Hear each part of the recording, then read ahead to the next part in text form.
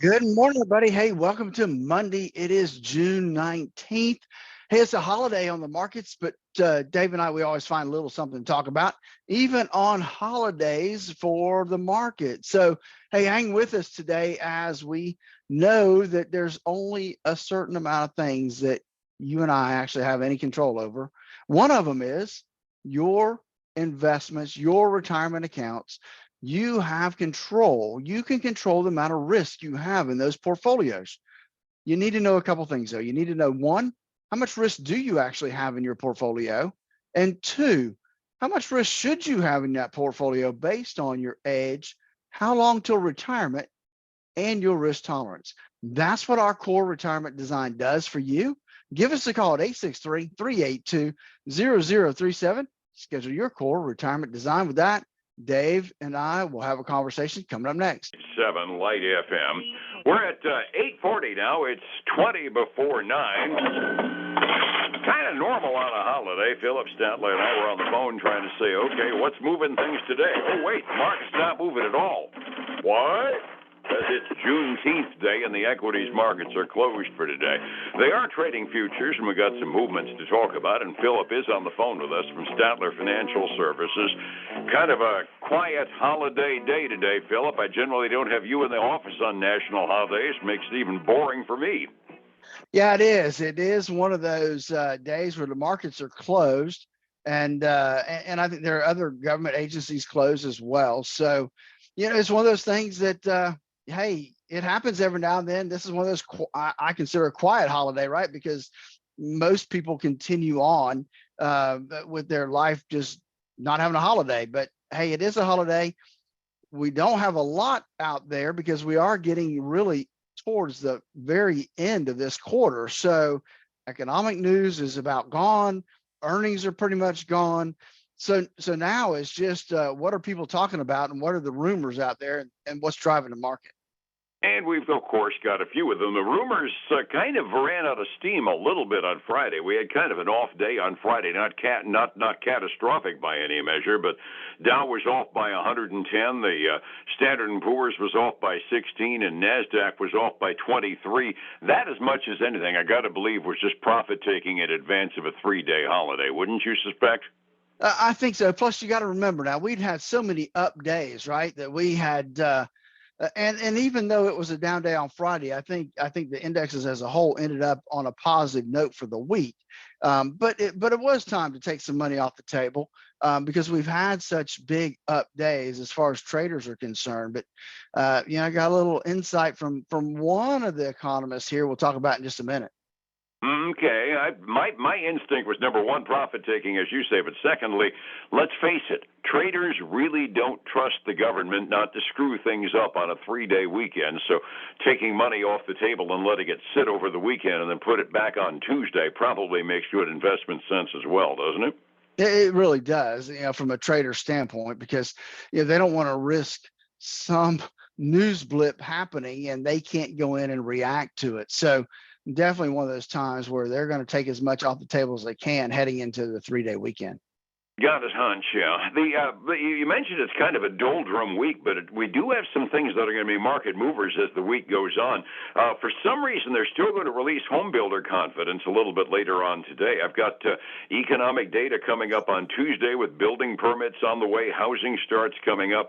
The usual mortgage application figures on Wednesday. The housing market is going to be watching the markets pretty carefully this week, and everybody's going to be watching Congress because this is the week that Fed Chairman Jay Powell ends up testifying in front of the House Financial Services Committee on Wednesday, Senate Banking Committee on Thursday, and then just to make things even more interesting, we got two nominees for the Federal Reserve governor positions, and they're going to be taking confirmation hearings out of the Senate. Gosh, do you think the politicians will ask incisive and policy-related questions, or do you think it's going to be an opportunity to bloviate and screw the market up? Well, it will be interesting. They're going to test those Fed guys to figure out what side they're on and to determine if it's going to help or hurt their specific positions in the economy. Yeah. Can't wait to hear Bernie Sanders talking to Jay Powell. It's always entertaining in the process. You said you had an economist that had a reaction to the market as it was going?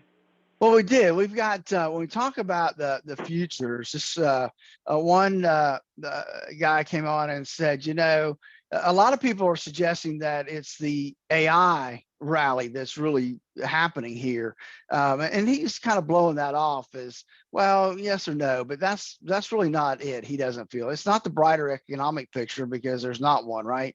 It's not exuberant earnings right now because we haven't seen exuberant outlook for earnings either. Hmm. It's about the momentum and fear of missing out on further gains is what's driving the markets right now. Which is kind of something you and I advanced as a theory early last week when this most recent rally continued into its third week. About the time the amateurs get in, fear of missing out starts getting into it. That tends toward being the peak before a dip, which is obviously a cynical outlook, but it tends toward statistically being the case, doesn't it? It does. However, this person said that this momentum has some legs. Hmm. So he thinks it's going to run a little while, but big ups mean big downs. And Yeah, so, yeah, so even anybody that lived through the Nasdaq rally around 2000 knows the more straight up you go, the more straight down you go when the bubble bursts on the elements that are driving it up. exactly. And that was his concern is that, that he doesn't see anything quote unquote a bull trap, but he does see that that the fear of missing out is driving the market up. So momentum's driving up. There's a lot of momentum traders out there that trade on the volume and the momentum of a stock. And so we continue to watch that, but it also means the faster they go up, the harder and faster they can fall.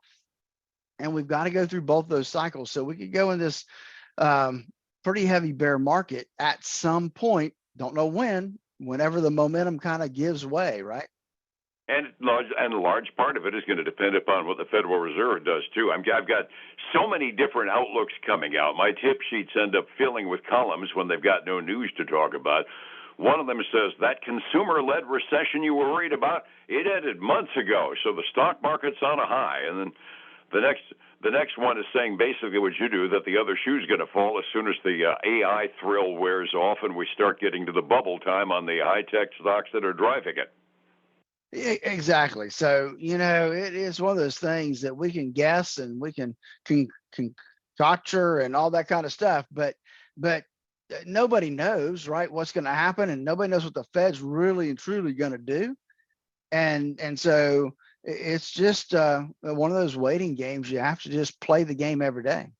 Absolutely. Among the laggards that we'll hear in terms of reports on stock coming up this week, we're going to have some household names starting tomorrow, probably at close of the market. But we're going to hear from FedEx. They had some problems last quarter with some guidance issues, so we'll be looking forward to seeing what they do. Lazy Boy is going to report. Winnebago, KB Home, which you and I always watch carefully for a snap on the home buying business.